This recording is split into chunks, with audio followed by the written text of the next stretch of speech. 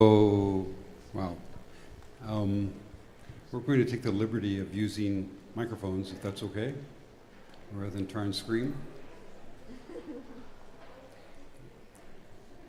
Thank you very much for coming to listen and to participate. This is going to be a participatory hour, we hope. I see a frown. It's not just to save us some work. We actually have some ideas of how you can help us shape what we think is going to be some important work for organizations and for individuals over the course of the next several years. So this is going to be a very, very condensed snapshot of the 8-hour day workshop that we're doing tomorrow. So at the risk of probably violating every workshop rule that exists, I'm going to tell you what we're not going to do. We're not going to give you a magic answer about how to make ethical decisions today. What we are going to do is to give you kind of a high-level view of how that might look. Okay? You can come tomorrow and get a more detailed version. So just real briefly, as Chris mentioned at the roundtable, we are part of the Tenzin Gyatso Institute, and the Tenzin Gyatso, of course, is the name of the Dalai Lama. So it was founded several years ago to advance his ideals and values, including 3 major aims of his: education, interreligious harmony or understanding, and compassionate society. So when we say compassionate society, we're talking about bringing, you heard one of the speakers this morning use this word lojong, which is a Tibetan word. And so it's about bringing this quality of lojong, compassion for self and others, into our lives and into our work. So that's what, just real briefly, is behind this. And probably just to set a little bit more context, if I may, one thing to say about this is that another speaker mentioned this morning, it might have been Maureen, but it requires an investment of time. That's why I say even tomorrow or even studying this stuff some more, it's going to require an investment of time and practice to cultivate and develop this habit of how to navigate ethical decisions, or how to make difficult decisions ethically. We'll talk some more about this in the next hour. We're going to finish by 3:15. But just to say, and we may even say this again towards the end, but it's like if you start going to the gym, you don't get fit in a week. It takes repetition. You have to exercise this muscle that we all have, but that most of us, certainly speaking for myself, don't exercise nearly enough. And so, so this is going to require an investment. So today we'd like to give you a snapshot of what ethical decision making might look like. And where's this come from? So it doesn't come from us. It's based on this book that Chris is holding aloft, called Beyond Religion. What's the tagline on it, Chris? Ethics for a whole world. So in this book that's just been published recently, the Dalai Lama lays out a framework for creating a body of secular ethics that you do not need to be religious at all. It's based on these principles that you've heard discussed this morning, and that science is now proving. But he's given very practical guidelines about how to do this. So it's not just like, of course, we all aspire to be more altruistic, more empathetic, more compassionate, but actually we need a framework. We need practice. We need to have a kind of a guideline, a guidepost to how to do this. And he's done this in his book. So that's what we're going to be presenting here, and that's what this is based on. We'll try our best to represent that instruction or that vision as best we can. So I want to start with a question for you, and we want to invite some questions from you, or some answers from you.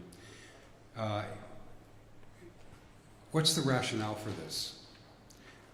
Why should we even care about this issue? Some of us live very comfortable lives. Some of us enjoy our situation, right? So let me just put it out there. Why should we care about making ethical decisions? It could just be anything. Anybody? Yes, please. Humanity matters. Humanity what? Humanity matters. Humanity matters. Anybody else? Road to peace.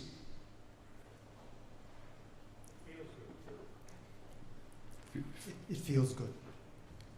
Being able to live with oneself. Being able to live with oneself. Feels like often there are decisions being made that aren't very ethical. It feels like current decisions aren't being very ethical. Is that right? A lot of them.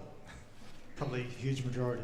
Roman, I remember you. Just that because we live in a hyper-individualistic society where empathy levels have dropped by 48% in the last 40 years. Yep. I think everyone heard that. Empathy levels have dropped 48% in the last 40 years. Steepest drop in the last 10 years. Yes. The Dalai Lama even says that the reason why this is important is because of the things we all know about. Greed has created an unsustainable world. It's kind of one take he has on this. And the global financial crisis, actually, is an example of how that played out as a result of a system of values that were different than we live, or that our society supports. So I think it's important just to ask ourselves, remind ourselves, why is this important? Okay. So we'd also like to ask you this question: have you come today with a specific ethical decision that is challenging for you?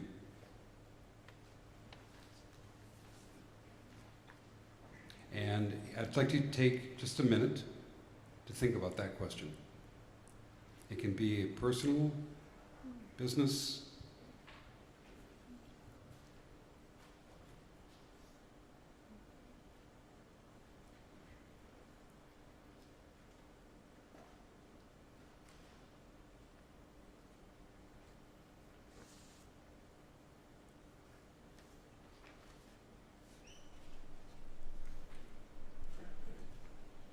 Okay, so just while you're reflecting, we have a couple of questions that might help the reflection. In your profession or workplace or personal life, what is it that you aspire to in terms of ideal conduct? What is ideal when making decisions that affect others? I have a big ethical way of life, really, with my company. My company is a substance misuse company. People with addictions come along, sent by the court or sent by social services if the children have been taken. And I'm a forensic psychotherapist. So getting these guys back, or girls back on track is quite important to me. I know what it takes. I know what the government knows what it takes. Studied it through and through. But we're being data led. So much data led that the therapy goes out the window. And I know that's so wrong, ethically. I close the door and carry on as I am. I'm in terrible trouble always at work. I'm always on the management plan because the paperwork's not what it should be. But when they looked at everything, they could see that people were getting better, becoming what source they were coming from. But I have to fight this regularly, every week. Yeah. Okay. It's hard for me, especially for me personally, because We can't hear a word. Okay. All right. let me just explain. This is a personal reflection at the moment, and we're then going to share with others, but we actually had a very good description of a genuine ethical dilemma, which is what we might come back to and highlight. Okay. So for the moment, this is just another few minutes just to reflect and get in contact with a genuine, real-life decision that might be a dilemma, or it might be an important decision that you're faced with currently or in the next short period of weeks or something like that. So just to help stimulate that type of reflection, which obviously that one did, have you ever been pressured by others or by workplace culture into an ungracious action, an uncompassionate or unethical decision? So it's just to think about it for the moment. Do you sometimes find yourself making decisions that offend your conscience, your integrity and values, and that you later regret? And do you still feel uneasy about some of these questions, about some of these decisions?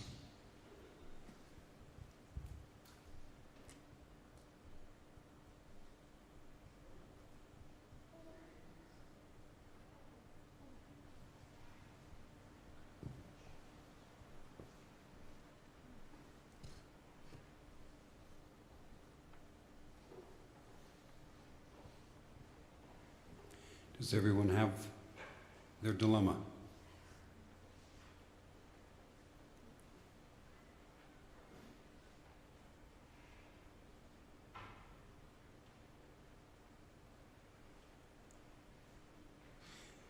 Okay, what we'd like to ask you to do is to turn to the person next to you, to the right or to the left of you, and if you are okay with this, to share your dilemma with each other. Okay? We'll take about 4 minutes to do this.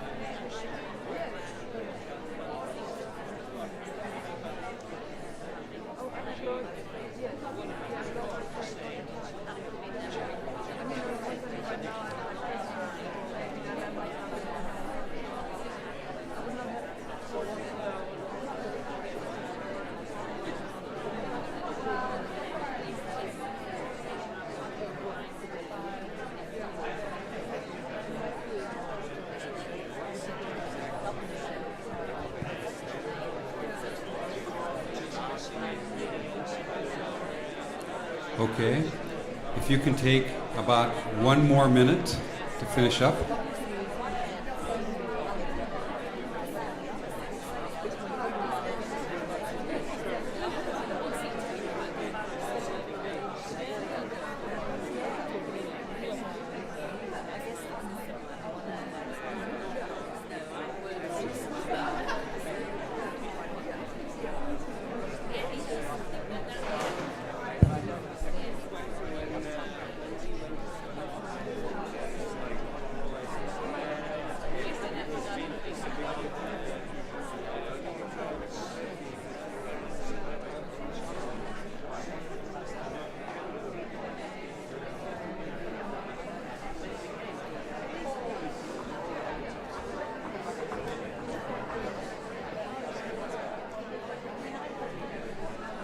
Okay. Can we begin to come back together, please?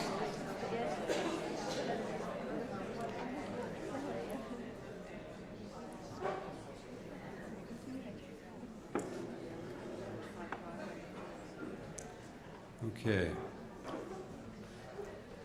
Is there anyone who would like to share their ethical dilemma with us?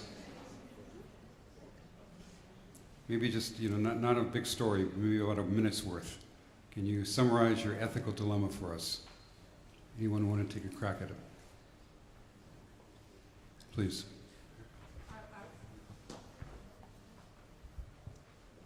I work as a clinician in the NHS, and I'm regularly faced with ethical decisions about do I use my time with for particular individuals, or do I spread my time over a greater number of individuals? So, what's behind the dilemma? What's the dilemma, though? It's about it's an ethical use of resources. Okay. Yep. Thank you.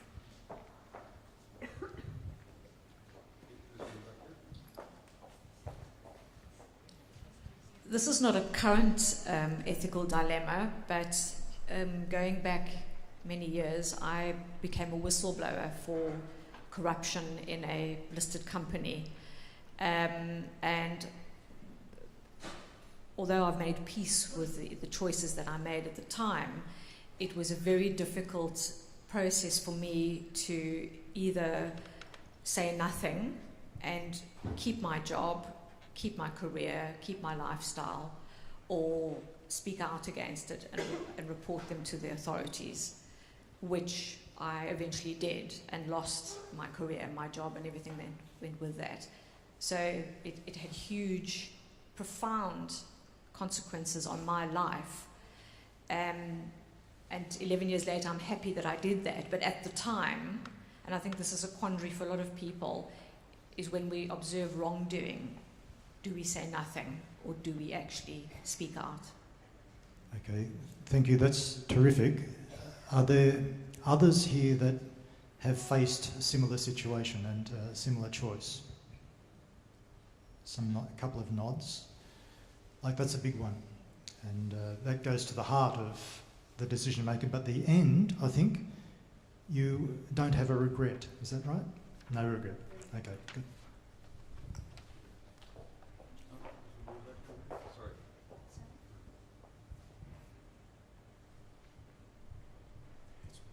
So I think to bear in mind this question that we are trying to address is, can I make a decision without regret? Which speaks straight to quandary. So I'm going to turn it over to Chris, who's going to walk us through the Dalai Lama's framework. Thanks, David. So I think most of us would agree that the modern workplace is characterised by stress, anxiety, distraction, and these sorts of dilemmas on what is the right thing to do, how should I act, come up very frequently. Is that right? Yes. The answer is yes. So It's often difficult to make decisions when under pressure that we're later happy to live with, we can live with and don't regret. So what we're going to do is just go through the Dalai Lama's approach that he outlines in the book here, and he offers a secular... next one, there we go. So the Dalai Lama outlines and proposes a universal secular ethics, and he says that the basis for that is first of all a compassionate intention, but that compassionate intention has to be coupled with discernment. So let's find out what he means by that. So the first thing is the compassionate intention.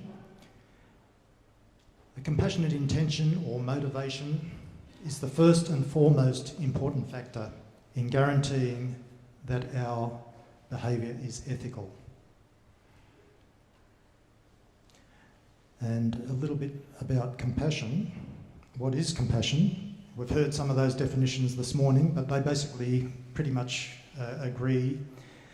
Compassion is the wish to remove suffering and the causes of suffering. But it's not just left at the wish level, it has to be, there has to be a motive, an active component. So an active readiness to help others in any way, to follow up on that wish. And compassion can be developed in stages. It's developed progressively through to a very robust, resilient level, step by step, so that eventually we are able to consider others as actually more important than ourselves. So that's compassion. Of course, there's a lot more to say on that. And then in terms of discernment, what is meant by discernment? So the Dalai Lama says that for a balanced and genuinely universal system of ethics, this further factor of discernment is crucial. And the key principle to grasp in discernment is that of interdependence. Now, what do we mean by interdependence? You might just reflect on what have been the circumstances that contributed to each of us actually arriving here, getting here today and being here in this seat. It's like we're dependent on the actions of thousands of others. If we think about what we ate for breakfast, where it came from, the transport system, who made the chair, you know, how did we get here? It's a complex web of interdependent factors, and we actually depend on the goodwill and actions of many, many others. And discernment also ensures that the choices we make are realistic and that the compassionate intention is not wasted but gets translated into good outcomes. But in all this, the main point is that all our decisions and actions have consequences which impact on ourselves and others.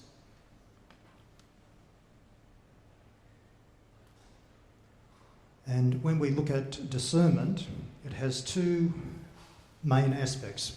One is using reason to look at situations clearly, and there's a way that we'll describe in just a moment that's more outwardly focused, like looking at logic and pros and cons of different types of actions. Then another one is more internally focused, which is making sure that our own mind, that we're able to see situations as clearly as possible and clear away as much as possible the biases, projections, long-term conditioning, whatever, that's preventing us from perceiving situations as they actually are. And both discernment and compassion can be underpinned through meditation. So the meditation is like a heart heart practice that improves our capacity for both discernment and compassion, but there are also specific practices that can be deliberately developed in compassion, and we'll be having an experience of one of those in a short while. Okay, so we might go on right now. If you can recall this situation, this ethical dilemma you're faced with, we're going to go step by step through the process that the Dalai Lama himself goes through whenever he's making a complex decision. So if you're ready, we'll just go through some of these stages, and please bring your own ethical dilemma or decision to mind. And if it helps, you can close your eyes, otherwise there's no problem. So first, what is the situation? And here, first of all, we slow down, pause, not react automatically to whatever the situation is, because we actually do have a choice. So the first thing is to see the situation very clearly.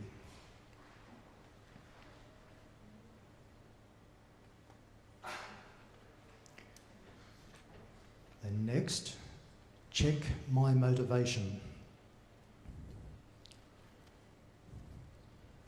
Do I truly have the other's interest at heart?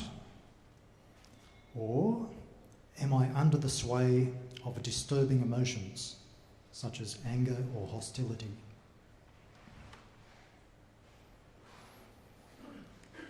And this is where we may have a habitual reflex,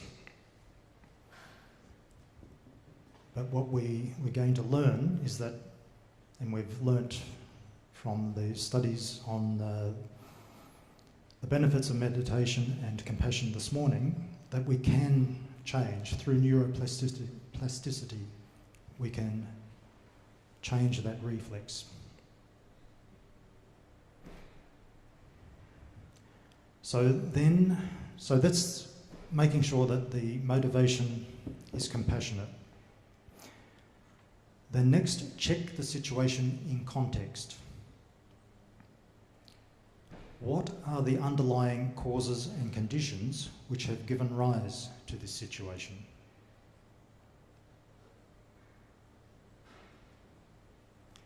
Have I taken the broad, holistic view of interdependence? What are all the factors involved in the situation? Have I checked the situation from all sides?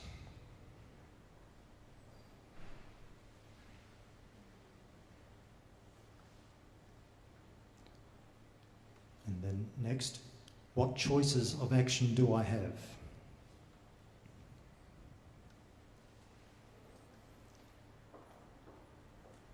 And here, there may be many other possible actions. So you ask that question again. Is that really the limit? What other choices of action do I have? And to help there, if there were no personal consequences for me, what would be the best decision or course of action?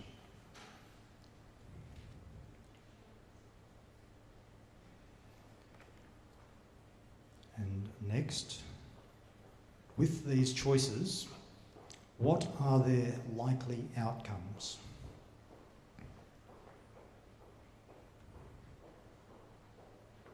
And here we check for long-term effects as well as short-term.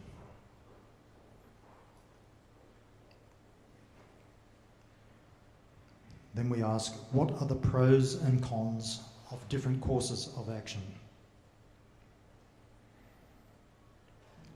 And we remember all our decisions and actions have consequences which impact on ourselves and others.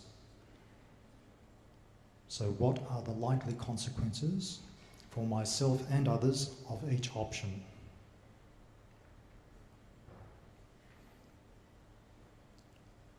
what human values do I hold to be fundamental? And here the Dalai Lama talks about ethics of restraint, which is not harming yourself or others. Ethics of virtue, which is as much as possible creating benefit or doing good. And ethics of altruism, which is like really selfless service to others. So which course of action is most consistent with these values I hold? So here we check the consequences of, say, violence or competitive aggression versus the consequences of patience and generosity, and so on, whatever the values are that we hold. So all these questions are using discernment, which are using reason to look at the situation clearly. And the key here is awareness. And the practice of meditation, which involves cultivating mindfulness, awareness, and remaining calm, underpins this clarity of mind that we need. It filters away stress, bias, and projections to show the reality of the situation clearly. Then we bring it all together and say which course of action is, on balance and in tune with reality, most likely to yield the greatest long-term benefit for others.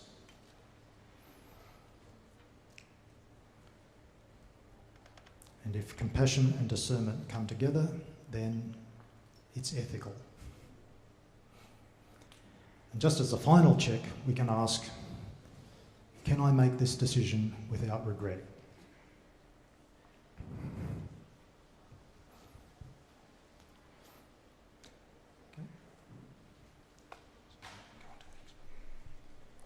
So, everyone okay with all that? I think my aspiration is that those steps kind of flow quite naturally and quickly, and it becomes almost a habit to run through that process. Not just tough ethical decisions, but maybe even other kinds of decisions as well. It's an amazing vision. Thank you. Okay, so we did talk about that we could train in compassion in stages.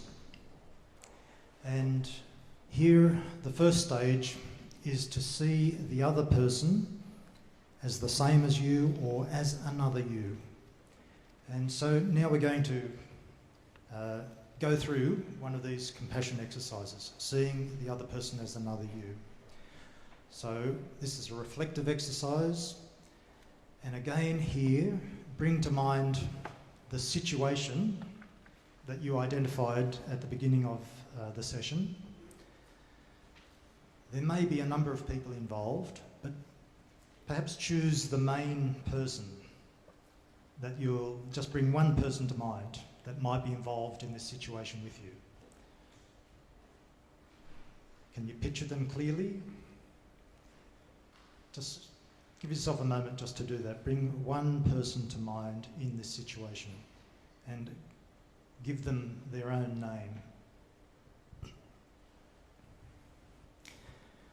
So everyone got someone in the situation? Okay, good.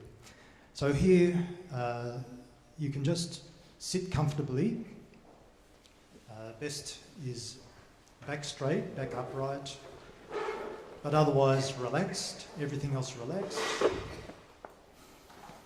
And just allow our minds to settle. Just open, spacious, relaxed, with no particular focus. And again, just breathing naturally.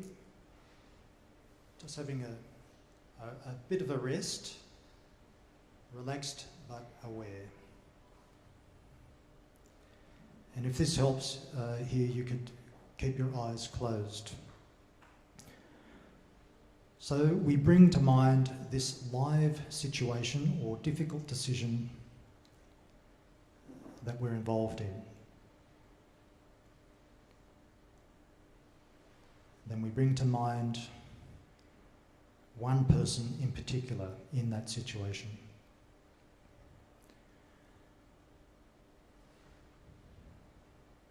Allow that person to be there.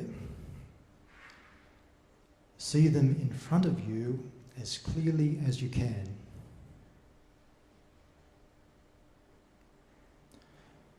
Notice any feelings that arise as you look at them.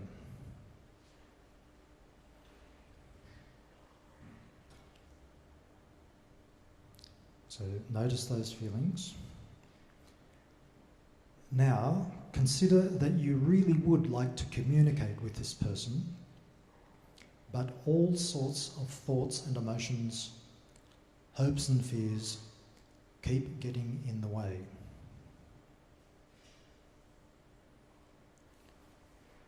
Perhaps there's a history of misunderstanding, of anger, frustration, or hurt.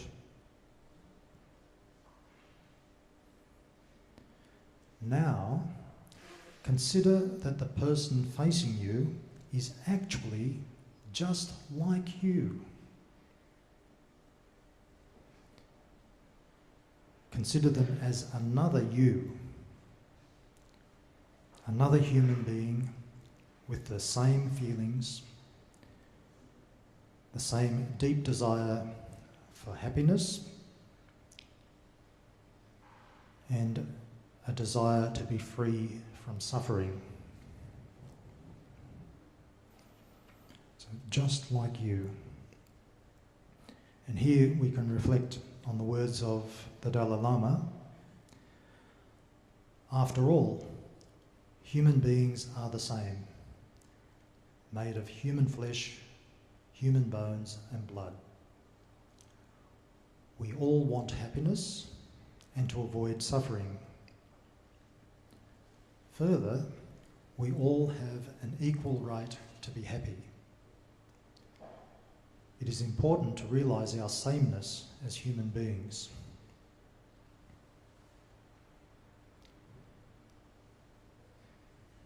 So we see this person in front of us with the same hopes and fears, the same secret areas of sadness, feelings of uncertainty, frustration or anger.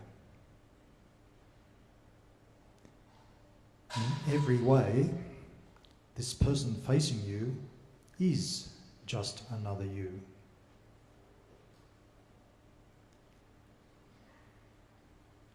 You could allow your heart to open to this person in front of you.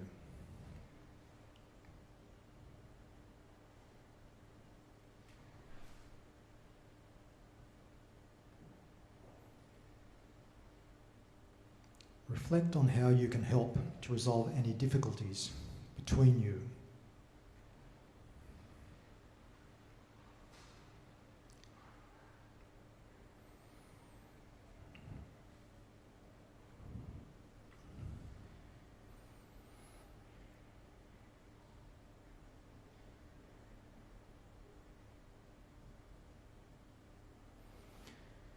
Now, put yourself in their shoes and actually see the situation from their perspective.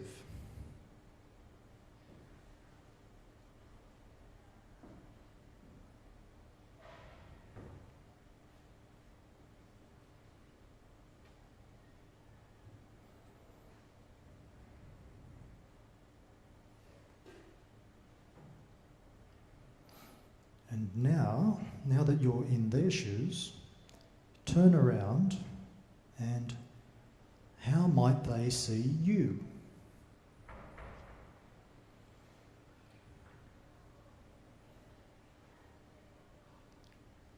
What might they be looking for from you?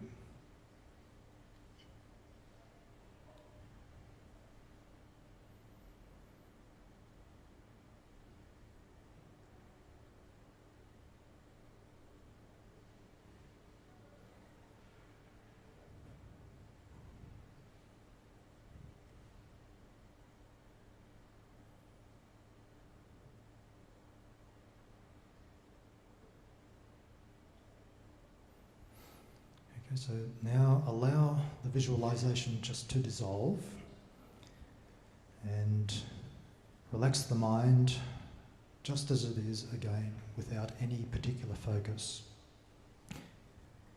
And when you're ready, open the eyes.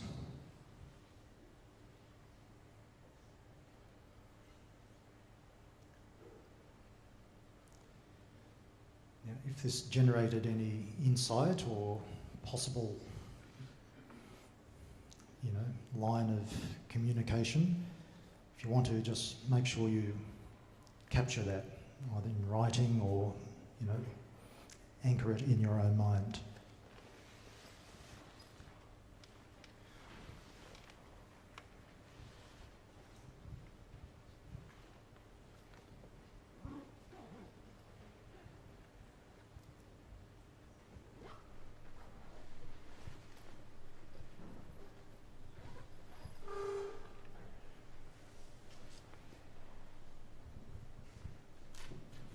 So, would anyone care to share?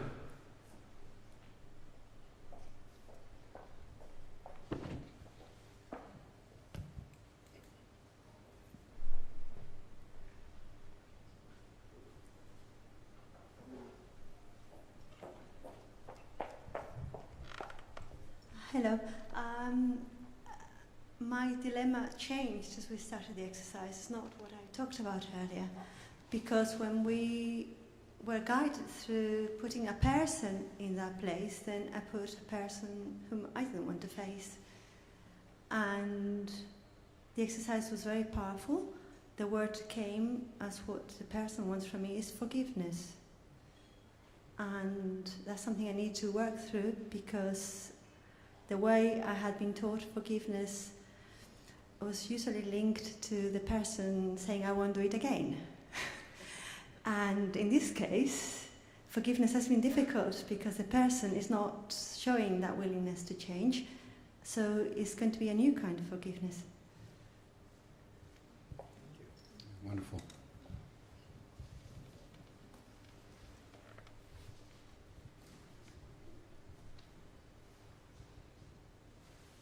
Anyone else? Yes.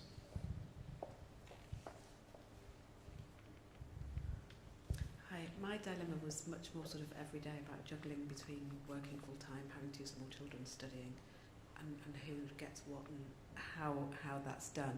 And I think what that exercise did was made me look at it from a different angle. And when I first shut my eyes and put a person there, it was my son. And actually he's the benefactor of it, not necessarily the conversation I need to have to deal with the dilemma. So it did make me think of it from a different perspective.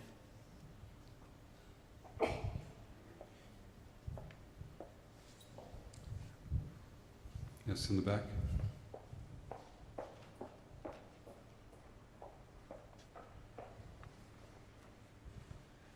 I had a bit of a revelation about who shoes I should be trying to step into. So my dilemma was, I'm just about to publish a book on how empathy can create social change, and I was thinking, what percentage of what I earn from it should I give to a lot of the organizations who I write about, these amazing projects around the world? But if I give money to them, then I'm not really, I also want to earn money to support my family and my little kids. And so at first I was putting myself into the shoes of the organization and the people that they work for in, Palestine and, in prisons in America and all sorts of places. But then I suddenly thought, no, why don't I put myself in the shoes of my 5-year-old son? And actually the insight I had was that, why don't I ask him what I should do? And that was a new thought.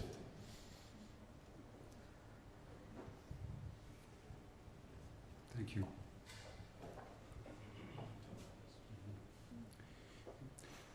What we'd like to encourage you to do is to continue this practice in the days ahead. Just this simple exercise. As you've discovered, some of you who've shared, perspectives will change, the people will change, the context can change, and maybe this is something what the Dalai Lama is talking about when he talks about being able to see the situation clearly. Yeah? So less emotion involved. Just to digress for a moment, there's a ton of science out there right now that shows quite clearly how distracted we are and how most of our decisions are clouded by emotions of one kind or another. We're not seeing the situation clearly. And so hence we rush into decisions, sometimes with a habitual response. You know, in psychological terms, there might be fight, flight, or freeze. And each of us has a way of responding, or a propensity to one of those three. What the Dalai Lama is suggesting is it's possible to break that habit, to see the situation clearly, and as some of you have reported, to actually dial the lens a little bit differently. Okay? Any questions? We've taken a stab at taking a snapshot here. Yes. Thank you very much for a very interesting talk. I was just very interested when you were dealing with motivation right at the beginning there, and it seemed as though the emotions you were asking us to consider were all exclusively negative ones. And I'm just wondering whether you could be in the grip of a very positive emotion as well, which couldn't be unhelpful. There is such a thing as pathological altruism. I'm reasonably assured. I mean, we've all been on the receiving end of hugs we haven't asked for example. You know, well, I wouldn't say that. So I'm just wondering if there's a place for that. Well, yes, there's. I think positive emotions like love and compassion, they're to be welcomed, but this is where the discernment needs to be married to it, to see, is it appropriate in this particular situation, you know? So that's really where the discernment has to be married up, and that involves, you know, as we said, that looking through situations logically and clearly from many angles, outwardly, but also just checking the state of our own mind and the way we perceive things. So I think the discernment is your safeguard in that situation, whether it's negative emotions or unexamined positive emotions. What was that term again? Rescuing. Yes, rescuing. Yeah, okay. Yep.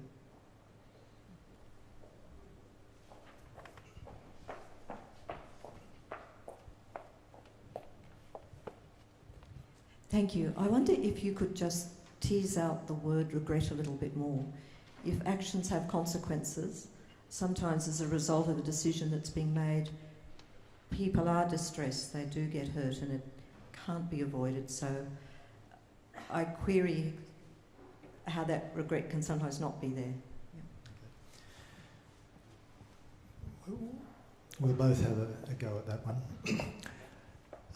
Good question, because His Holiness deals with that, because he talks about genuine dilemmas, which are often a conflict of two or more values, you know, very important values.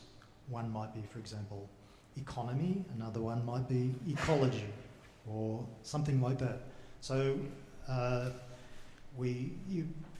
regret, okay, you might not be completely happy with a decision, but you might still know, given the information you had, that it's still the right decision, and you can actually live with it. You know, it's like the test is, can I live with that, even though, you know, not everyone's happy. So they come up all the time, these genuine dilemmas, which often involve more than one prized value. So it's not about saying, you know, there won't be any pain involved in making difficult decisions. Not so. It's about, in those circumstances, what is still going to be the best decision that you can actually live with. Does that make sense? And just to add one brief point to that, I think that's, someone mentioned it this morning as well, the kind of the courage piece. So that, yes, there are times when a decision is made that there will be, God, I wish there weren't that effect. Right? I wish it would be accepted. I wish that my decision could be accepted much more easily or much more readily. And that kind of regret is maybe a little bit different. More, from my experience, maybe a little more. I like to think of it as more courageous, because I am going to deal with someone who's hurt, sad, unhappy. Yeah. But the regret, maybe, that is spoken about here is more, more like, and I'm going to use maybe not an example that so resonates with you, but do you remember the company called Enron in the United States? The decisions that were made then led to profound regret for thousands of people. Many people lost life savings, lost a company, people went to jail, and it was that lack of examining this question that led to disastrous results. We see it all the time, of course, globally, war, different things. But just to say there may be two different levels of regret, and that sometimes regret will come even though it's the right decision. I might say one more thing. We're talking about integrity, and did I do the best I could in accordance with my values? Really, can I live with it in the long term? And I think this is where some of these short term, there might be huge regret, but after a while you realise, actually, I did the thing that was most close to my own conscience, and at the end of it, I can live with it, and I did make the right decision. Yes.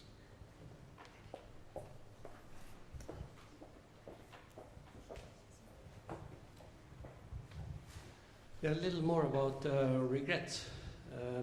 I'm working a lot with conflicts between people, conflicts between groups of people. A lot of times this is going quite well. I'm asked to come to a conflict resolution to make the situation better for all parts, and it simply isn't necessary. It isn't possible, sorry. My regrets is sometimes that I see afterwards that I couldn't and I hadn't got enough information in front. There also has been times when I afterwards have to say that one of the parts didn't get enough respect from me. There also has been situations where I understand that I hadn't secured anchoring from the authorities above, and I don't mean that above. I mean in the organization, of course, and that's something that makes conflict resolution quite difficult. The main thing I feel that I'm standing in is that doing conflict resolution in a way like that is it's possible, it's necessary to try everybody's shoes. And there are so many different shoes, so many stakeholders. Most of the time I feel that the best part is to say that I'm not interested in you, I'm not interested in you either. I'm interested in those that are dependent upon what you do. But other times there are so many different stakeholders that need the work these people are doing. So, well, sometimes I'm confused. No, that was good. We're not going to comment on that, but that was a good exploration of how complex, decision making really is and can get, and explored the regret in a very sort of pertinent way. But does this step-by-step process of review that we went through earlier, that the Dalai Lama says he uses himself, was that helpful at all? Would that? In Interesting, yes. Yeah, it would help. Okay, in a structured sort of way. Yeah.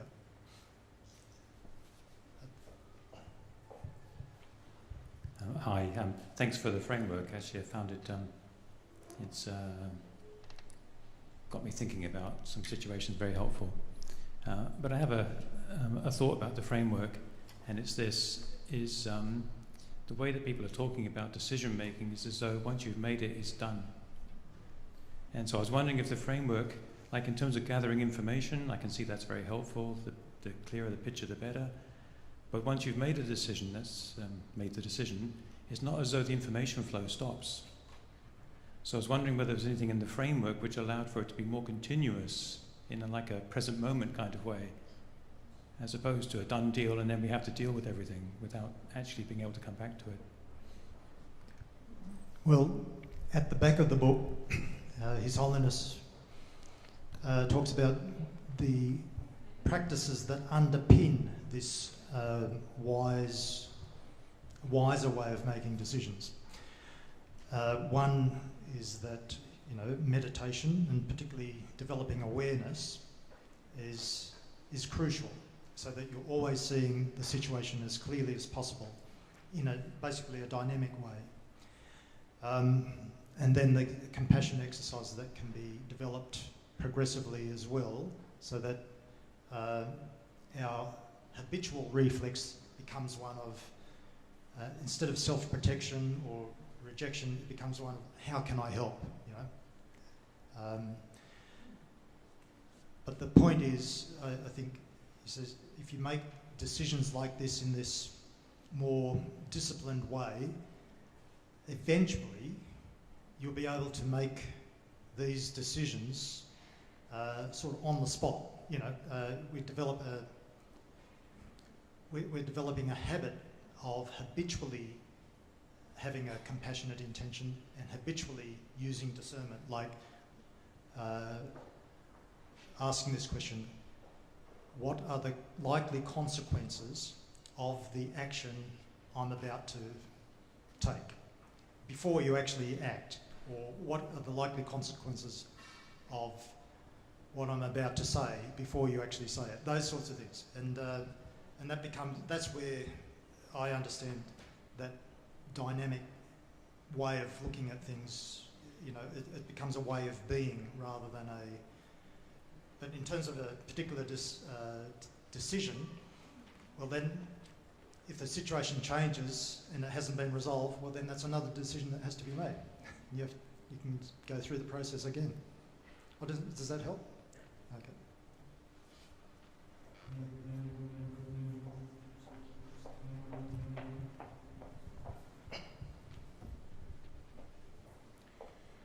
So, as we talked about earlier, tomorrow we're going to go into this much deeper in our all-day workshop, and we're sorry to say, or I guess we're happy to say, that it's sold out or it's fully subscribed or whatever the term is. But if you'd like to continue this or to share your insights with us moving forward, we'd really appreciate hearing from you. Actually, your experiences will help us shape this